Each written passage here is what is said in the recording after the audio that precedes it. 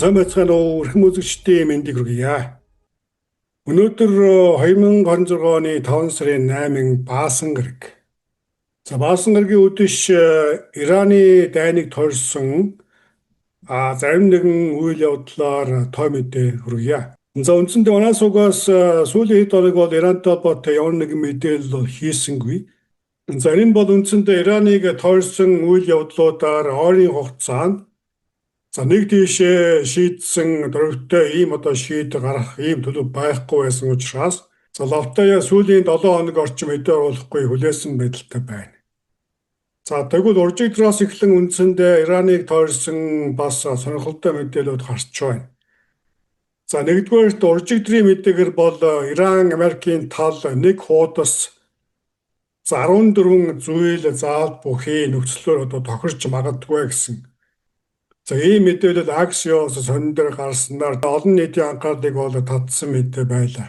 Гэсэн хэдий боловч үүнийг гол төлөвөд Америкийн талаас илүү идэвхтэй мэдээлж удахгүй Ираны дайн дуусгах нэ гэсэн ийм мессежийг өгч байсан. Мэдээллийн мөрөөр бол Америкт газрын тосны юун огтсон буурсан үйл явдал болсон. Харин нөгөө талд Ираны тал бол үүнийг үүсгэсэн утгатай ийм мэдээлэлүүд хийж байлаа. Нөгөөтэй бүр ерөнхийлөгч Трампын хувьд ч үүнтэй төстэй Ираны дайн удахгүй дуусгах болно гэсэн мэдээллийг өгч байсан. Энэ бол үндсэндээ Америкийн засгийн газар Ираны талд итгэн гэхээс илүүтэй цаг үеийн нөхцөл байдлаас ургуулсан бодоход бол энэхүү мэдээлэл ортой байж магадгүй ийм бас дүгнэлтийг хийж болохоор байлаа. Үүний учир бол бид бүхэн мэдэж байгаа Америкийн ерөнхийлөгч Трамп ирэх 5 сарын 14, 15-нд Хятад улсад айлчилж Хятадын дараагаар шийдтэй дээд хэмжээний уулзалт хийх гэж байгаа. Тиймээс логикээр бодоход Трампын хувьд шийдтэй уулзахаас өмнө Ираныг тойрсон асуудлаар дөрвтэй шийдвэр гаргаж магадгүй. Тэрж байтугай дайныг зогсоох үед тохиролцоонд хүрч магадгүй гэсэн хүлээлт олон нийтэд байлаа. Тэгвэл өчигдрийн байдлаар энэхүү нөхцөл байдал худлаа болж магадгүй үйл явдал болж өрнөлөө.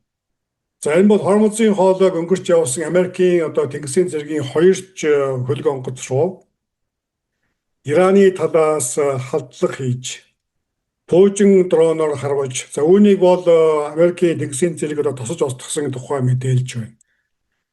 Үүний хариуд Америкийн тэнгисийн цэргийн зүгээс пуужин дрон харвасан Ираны тодорхой цэргийн байршлуудад агаарын цохилт өгсөн үйл явдал боллоо.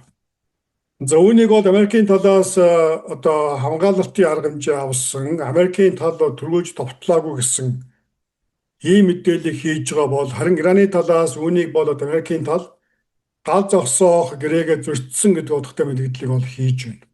Тиймээс энэхүү үйл явдлаас ажиглахад бол энэхүү гал зогсоох хэлэлцээр тийм ч урагштай амархан бүтэхгүй байж магадгүй ийм бас үйл явдал болж өрнөж байна.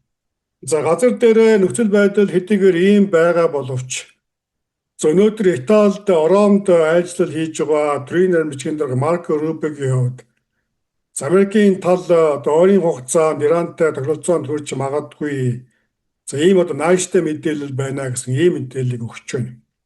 Харин Марко Рубиг энэхүү мэдээллийг хийж байхдаа зэрэгцээд шахуу Ираны гадаад хэргийн яамнаас Америкийн ирүүлсэн саналыг хүлээн зөвшөөрөх боломжгүй гэсэн ийм мэдээллийг хийж байна. Ираны байр суурь бол үндсэндээ тодорхой гарч байгаа юм байна. Энэ бол Америкт ямар ч хэлэлцээр хийсэн Америкийн тал дайны улмаас учруулсан хохирлоо бүрэн төлж багтуулах хүртэл ямар нэгэн тохиролцоо хийхгүй гэдэг ийм байр суурийг илэрхийллээ. Иран бол үндсэндээ Америкчууд төрөмгийлж орж ирээд улмаар ялагдах тэрэг болохоор ийхүү сүүлийн хавчин зүхтааж байна. Тиймээс ийм үйл явдал болохыг Ираны тал зөвшөөрөхгүй гэдэг. Тиймээс Америкийн тал учруулсан хохирлоо бүрэн төлөх хүртэл ямар нэгэн тохиролцоо хийхгүй гэсэн утгатай. Ийм мэдээллийг Ираны тал хийж байна. Ингээд ямартай ч Иран Америкийн хооронд чухамхууд ямар хэлэлцээр болж байгаа. Ямар их сурвалжаар холбогдож байгаа. Ингээд Трампын хэлж байгаа ашлаг урагштай байгаа мó үгүй бол Ираны талын хэлж байгаа шиг Ирак хэлэлцээр мухардалд орж нуран унсноо гэдэг мэдээллүүд нь олон нийтэд тодорхой болсон байна. За ийхүү ямар ч тач Америкийн ерөнхийлөгчийн одоо хятадд хийх айлчлалаас өмнө Ирантай холбоотой ямар нэгэн одоо нааштай шийдвэр гарч магадгүй гэдэг хүлээлт үндсэндээ талаар болж байна.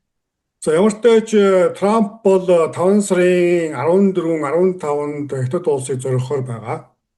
Тиймээс магадгүй одоо энэхүү айлчлалаас өмнө одоо Хятадын шийд даргаад очиж одоо ярих юмтай болох үднээс Трампын хувьд ямар нэгэн буулт хийж магадгүй гэсэн бас таамаг явж байгаа. За тиймээс энэ мөрөөр цаашдаа одоо ноттой албан ёсны мэдээ гарсан тухай бүрд манай сугаас эргүүлэн мэдээлэх болно. За Баасан гарагийн үдшийн тооч мэдээ анхаарлаа хандуулсан үзэгч та бүхэндээ баярлалаа. Маргаашийн 7 хоногийн тоо мэдээгээр иргэн уулзъя.